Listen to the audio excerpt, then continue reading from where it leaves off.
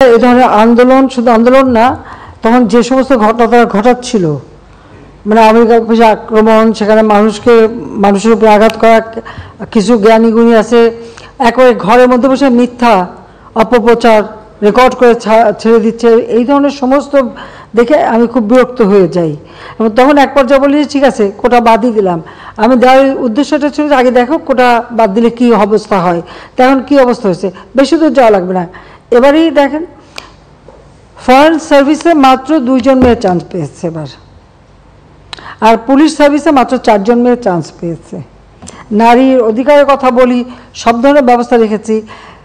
মুক্তিযুদ্ধের পর জাতির পিতাই তো বিশেষ করে সেই নির্যাতিত নারী সহ নারীদের জন্য চাকরির ক্ষেত্রে 10% রেখেছিলেন, মুক্তিযোদ্ধাদের জন্য 30% রেখেছিলেন।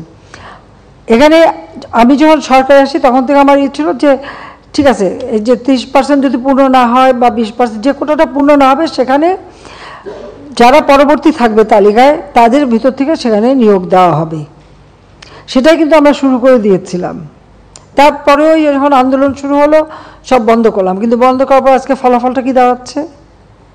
আর আমি একটা জিনিস আমি বুঝি না, সেখানে আমাদের দেশের নারীরা তো কোনোদিন সেক্রেটারি হবে ভাবেনি, ডিসি হবে ভাবেনি, এসপি হবে ভাবেনি, এমনকি কোথাও তাদের পদায়নও ছিল না। আওয়ামী লীগ সরকার আসার পরে আমি প্রথম সেনাবাহিনী, নৌবাহিনী, বিমান বাহিনী প্লাস পুলিশে কিন্তু জাতির পিতা বঙ্গবন্ধু শেখ মুজিবই কিছু অফিসারের চাকরি দিয়ে গিয়েছিলেন সেই পুলিশ বাহিনীতে নারীদের। প্রশাসনের ক্ষেত্রে প্রথম সচিব কিন্তু আমি করি, এবং প্রথম এসপি, ডিসি, এরপরে একবারে মানে ওসি, সমস্ত জায়গায় যেন নারীদের একটা অবস্থান থাকে সেটা আমরা নিশ্চিত করি। লেখাপড়ার দিক থেকে জাতির পিতাই শুরু করলেন মেয়েদেরকে 8ম শ্রেণী পর্যন্ত প্রথমে অবৈতনিক করে দেওয়া, সেটাকে 12 পর্যন্ত 12 ক্লাস পর্যন্ত অবৈতনিক। পার্লামেন্টে কিন্তু মেয়েদের জন্য আলাদা সিট রেখে দিলেন, সংরক্ষিত আসন, যেন নারী নেতৃত্ব গড়ে ওঠে। তো নারীদের এই যে সুযোগগুলি আমরা সৃষ্টি করেছি কেন, যাতে করে অর্থনৈতিকভাবে তারা স্বাবলম্বী হতে পারে, নিজের পায়ে দাঁড়াতে পারে নিজেরা। তো আমার প্রশ্ন হচ্ছে যে সেই সময় যারা আন্দোলন করেছিল আমাদের অনেক মেয়েরাও ছিল নারী কোটা চাই না। যিনি বলছেন নারী কোটা চাই না, মেধা দিয়ে চাকরি পাবে, সে কি চাকরি পেয়েছে? সে কি বিশেষ পরীক্ষা দিয়েছে? বিশেষ পরীক্ষা কি সে মানে প্রিলিমিনারিতেই সে জায়গা করতে পেরেছে?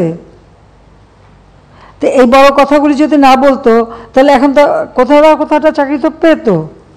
দ্বিতীয় কথা হচ্ছে আমাদের দেশের যে সমস্ত এলাকাটা যদি আপনি দেখেন, সব এলাকা তো সমানভাবে উন্নত না, অনগ্রসর সম্প্রদায়ও আছে, আর কোনো কোনো এলাকা, সেই সব এলাকার মানুষের কি কোনো অধিকার থাকবে না? তো সেই অধিকার কথা বিবেচনা করেই তো প্রত্যেক জেলা থেকেও যেন কেউ কোনো মানুষ অন্তত চাকরি পায় সেই ব্যবস্থা নেওয়ার কথা।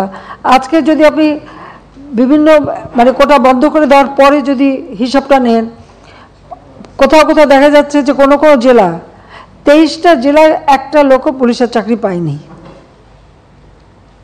বা প্রশাসন বা কোথাও 42 BCS আমরা স্পেশাল মানে পরীক্ষা নিয়ে শুধু ডাক্তার নিয়োগ দিয়েছিলাম।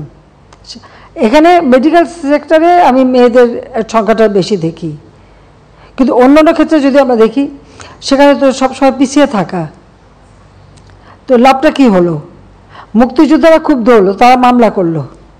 যখন মামলা করার পরে কোর্ট, উচ্চ আদালত কোনো রায় দেয় বা কোর্টের যখন কোনো রায় হয়, সাধারণত সেই রায়ের বিরুদ্ধে এক্সিকিউটিভ অথরিটির এখন এই মুহূর্তে তো আমাদের কিছু করার নেই, কারণ কোর্টেই সমাধান করতে হবে।